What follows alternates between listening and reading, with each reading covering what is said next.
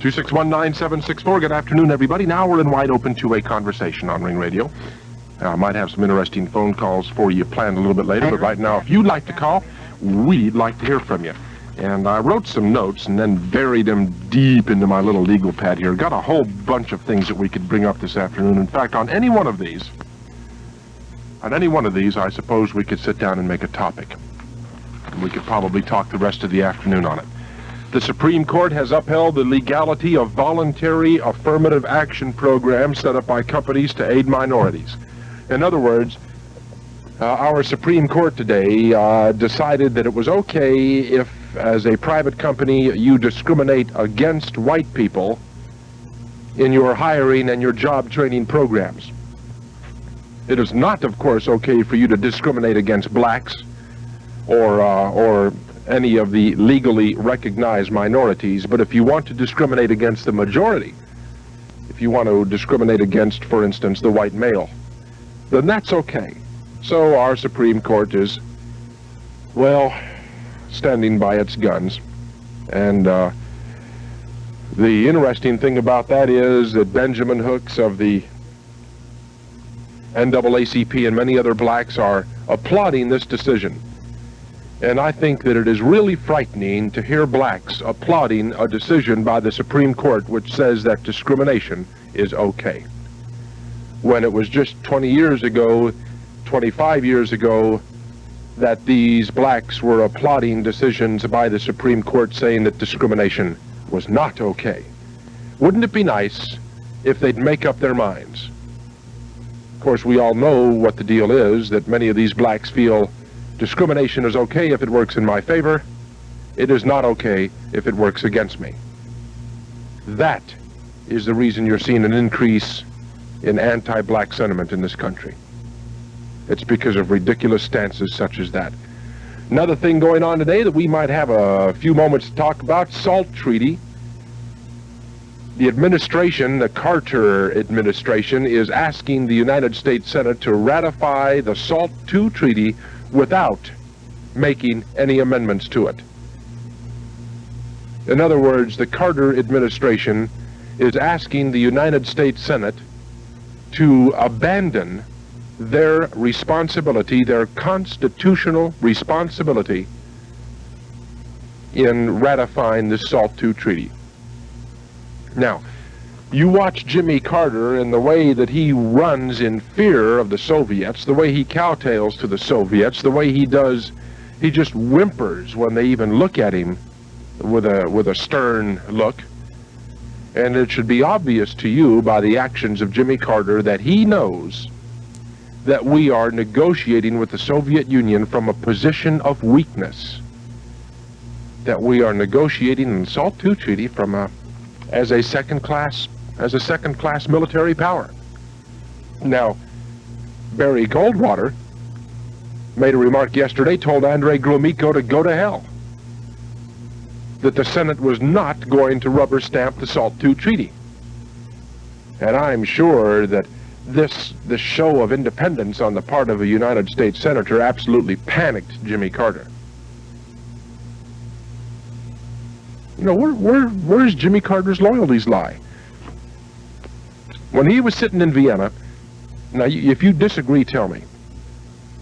When he was sitting in Vienna, and Brezhnev said that the United States Senate should not try to change this treaty, Carter should have stood up right then and said, "Look, pal,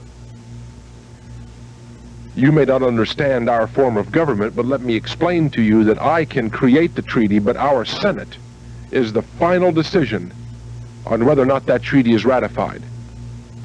And they have the power to change the terms of this treaty if they want to. And you, Mr. Brezhnev, are not going to sit over here and tell us that we should not proceed with the constitutionally mandated method of ratifying a treaty." But no, our gutless President of the United States wouldn't do that to Brezhnev. He'll talk that tough to American industry. He'll talk that tough to American labor. He'll tell you and I what we have to do.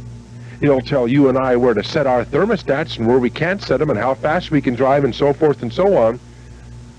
But when it comes to standing up to Brezhnev and telling Brezhnev that he has no right to try to circumvent the American constitutional process, now Jimmy Carter becomes gutless. Your favorite son, folks. Well, there's just a couple of the things that we can talk about this afternoon. The number 261-9764. We shall return with some phone calls. You're on Ring Radio. Mr. Boortz? Yes.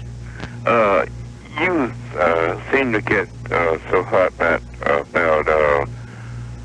what we think and what. But one thought I want to leave with you, and it's in the Bible. I don't want you to leave me, sir. Well, we won't talk about it. You darn right we won't. This show is not an outlet for you to quote Bible scripture. We won't quote Bible. But in other words, the voice is the last. Is that the Bible scripture? You know, just like say, if you done me wrong, if whatever it is, the voice is the last. And sir, that's a tired, worn-out, stupid argument. I have not done you any wrong. Could you listen a few more minutes for a time? Well, old stupid man. 80 degrees, 261-9764. Who would you like to see get a good spanking? Fred Clayton. Who? Fred Clayton. Because of some of the comments that he made. It's not because of what he did, but it's the comments he made after he was fired. Well, what did he say? He said he couldn't, he thinks that the Bruins were an easier team to motivate than the Flames. Well, he's probably right. Well, I have to disagree with him somewhat there, because he's only going to be there for 1 year probably, because they're going to get rid of him, because they're not going to get past the first round. Who isn't? The Bruins. Wouldn't that be a cruel twist of fate? It's gonna show his skin now after he bones out with the Bruins, because like I said, he owes Atlanta an apology or something, because some of the things he did, he knows that we should have at least got to the semifinals. Sir, you know, I happen to think that he was essentially correct in what he said about motivating the Flames. Well, look how long, but everybody who was with him, he had been with him for quite some time, so he should be able to motivate them.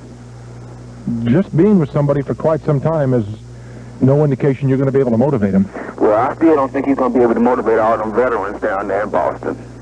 He sure knows hockey. Yes. And I wish him luck with everybody but the Flames. Well, I wish him the best and everything, but I just don't think he can get the job done. You got your season tickets yet? No, but I'm working on it. I'm trying to get me a season ticket with the Hawks and Flames. You know, it's too bad they don't sell a special combination deal, but then they've got different ownership, so I guess that wouldn't make any sense. Yeah, and I would certainly hate to see Ted Turner get his hands on the.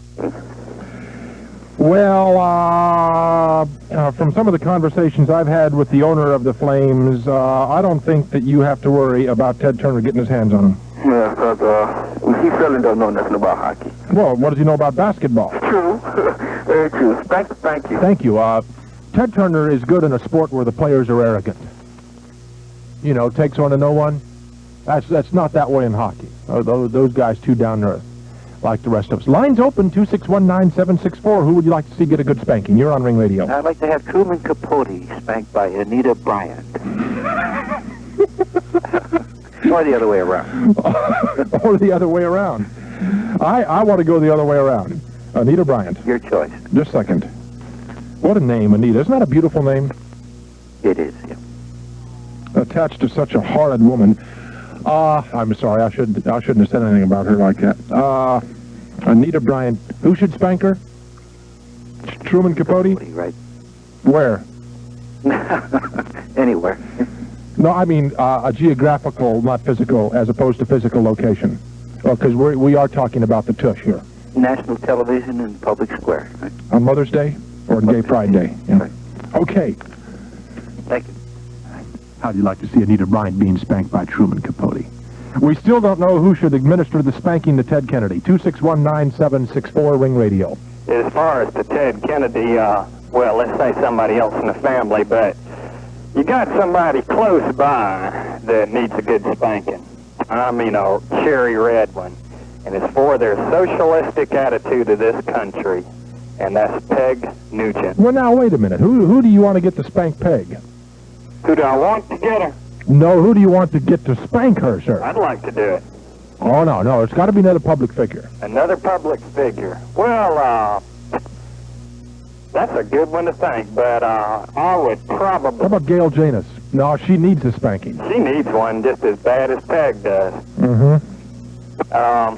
Let's put it good back to the old days, and we'll get some old codger to do it. Let's say somebody like, no, he's dead now. I know who I'd like to see administer that one. Who's that? Larry McDonald. Larry McDonald. Yeah, good old methodical and medical spanking. Yes, that's right. I'll agree totally, but she needs one. It's just a night and day version on Ring Radio between your program and hers. Well, sir, that's the way it's supposed to be. Doesn't that make sense to you? Yeah. Now, what if from the time, gee, I was going to say from the time we sign on in the morning, but that's old hat. What if 24 hours a day, everybody on Ring Radio had the same opinion, the same philosophy? Well, if that was true throughout the country, our problems would be solved. No, I don't think so. I think it'd be very boring, sir. I think it would be... You'd end up watching Days of Our Lives or General Hospital. Well, up with free enterprise and Sir. with the American way of life. All right, sir. Gee, I had me shook there for just a second. I would like to nominate J.B. Stoner. Who would you like to see give J.B. Stoner a spanking? Let's see. Let's say Carmichael. Stokely? Uh-huh. He's not even in the country. Oh, he's not? No. Well, we'll have to get somebody else then, but definitely him. Now, let's make it interesting. Uh-huh. Giving J.B. a spanking. Yep. For his lack of contribution to mankind. How's that? I think he's made quite a contribution to mankind. He has kept us all aware that there are people out there who are filled with mindless hate. And we always have to be aware of that. If we ever forget that fact, we in a heap of trouble. Well, I mean for goodness then. Okay. Okay. Okay. Who's gonna get spanked, JB? 2619764, you're on Ring.